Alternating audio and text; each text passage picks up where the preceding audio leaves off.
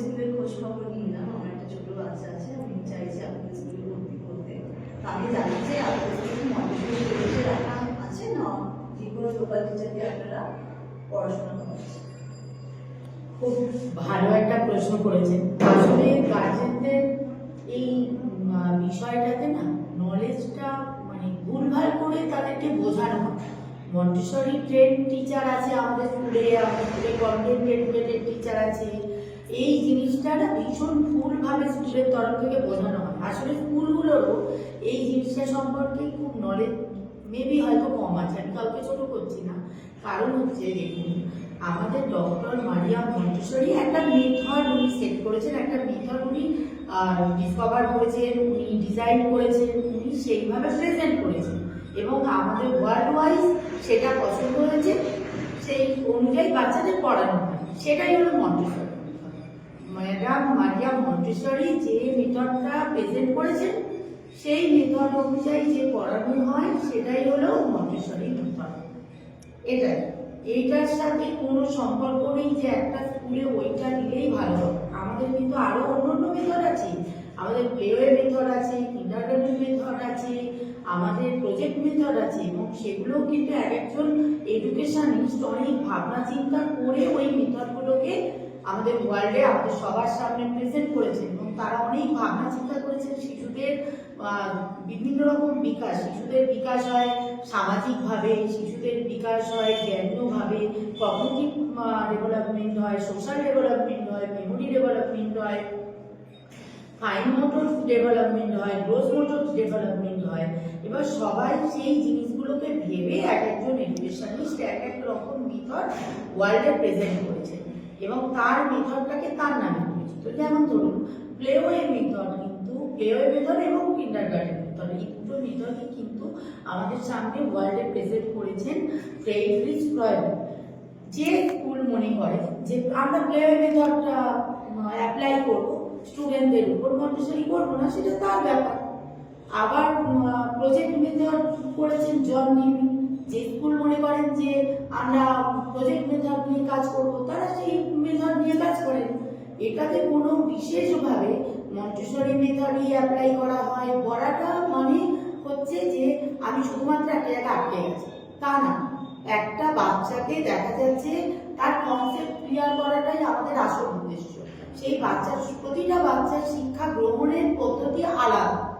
কোনো বাচ্চা হয়তো খেলে খেলে শিখবে, কোনো বাচ্চা অ্যাপারেটাস নিয়ে শিখবে, কোনো বাচ্চা আপনি চার্ট ঝুলিয়ে দেবেন, সেই চার্টের ছবি ছবি বুঝিয়ে দেবেন, শিখবে।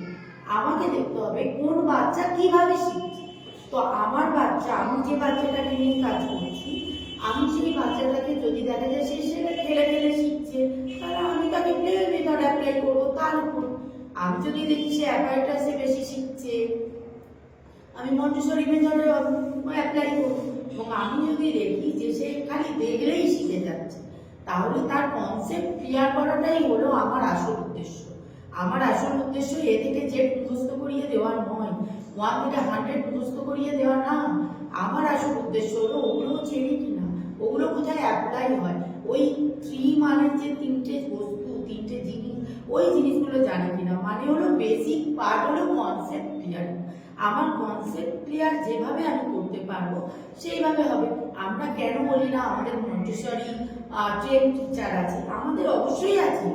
আমাদের মডার্ন এডুকেশনের ট্রেন টিচার আছে যিনি ওই 4টে মেথডই জানেন এবং ওই 4টে মেথডের মধ্যে কোনটা অ্যাপ্লাই হবে, কিভাবে অ্যাপ্লাই করবো, বা একটা বাচ্চার উপর দুটোই অ্যাপ্লাই করবো কিংবা 3টেই অ্যাপ্লাই করবো, 4টেই অ্যাপ্লাই করবো, তার উপর নির্ভর করে আমরা একটা কারিকুলাম সেট করি। এটাই এই জন্যই আমরা স্পেসিফিকভাবে বলে দিই না যে আমাদের মন্টেসরি ট্রেন টিচার আছে। এটা কোনো কথা নয়। একটা স্কুল এইভাবে বলে দিতে পারে না যে আমার বাচ্চা, সব বাচ্চা, আমার ক্লাসে 40টা বাচ্চা থাকবে, 40টা বাচ্চাই অ্যাপারেটাস নিয়ে শিখতে পারবে, তা না। আমার মেন হলো বাচ্চাগুলোকে কি করে আমি পড়াশোনাটাকে ভালোবাসবো। তারা আগে পড়াশোনাকে ভালোবাসবে, তবে সে কিন্তু করবে। এবং যদি জোর করে তাকে পড়াশোনার ভিতরেই আমরা ঢুকিয়ে দিই, সঙ্গে সঙ্গে রিজেক্ট করে দেবে, করবে না। তাই জন্যই আমরা বলি প্লে, লার্ন অ্যান্ড গ্রো। মানে খেলনা নিয়ে পড়া নয়, এমনভাবে তারা করবে, এমনভাবে তারা খেলবে, ওরা নিজেরাই বুঝতে পারবে না যে ওরা শিখছে, ওরা মুখস্থ হচ্ছে নিজেরাই বুঝতে পারবেন। এটাই হলো ব্যাপার। তাদের প্রতিটা জন্য আমি আমার বাচ্চাগুলো নিশ্চিতভাবে আপনাদের পারি। আপনারা প্রথমে ডেমো ক্লাস জয়েন করান, আশা করি ডেমো ক্লাসে আপনারা পুরোটা বুঝে যাবেন যে আমরা কি করি। এবং এই যে 1 মাসের ডেমো ক্লাস, এটা মনে করবেন আমাদের ইন্টারভিউ, আমরা আমাদের টিচারদের ইন্টারভিউ, আমাদের স্কুলের ইন্টারভিউ আপনাদের কাছে। আপনারা ডেমো ক্লাসে পাঠাবেন, পাঠানোর পর যখন দেখবেন যে ঠিক আছে এখানে দেওয়া যায়, তখন আপনি বাচ্চাকে ভর্তি করবেন। আমাদের আগেই ভর্তি করে দেবেন, আগেই ফিস দেবেন, এরকম কোনো সিস্টেম নেই। আগে আপনারা নিজেদের বিশ্বাসটা তৈরি করুন যে হ্যাঁ এখানে বাচ্চা দিলে আমার বাচ্চা কিছু শিখবে এবং ট্রেড ফ্রি শিখবে। কোনো রকম ওরা বুঝবে না, পড়ার চাপ দেওয়া হবে না, লেখার চাপ দেওয়া হবে না, কিন্তু আপনি 1 সপ্তাহ ক্লাস করলেই বুঝতে পারবেন যে বাচ্চা কি শিখেছে, বাচ্চার কি পরিবর্তন হয়েছে। সেই জন্যই বলছি ডেমো ক্লাসে অবশ্যই আপনারা বাচ্চাকে পাঠান, তারপর ডিসিশন নেবেন।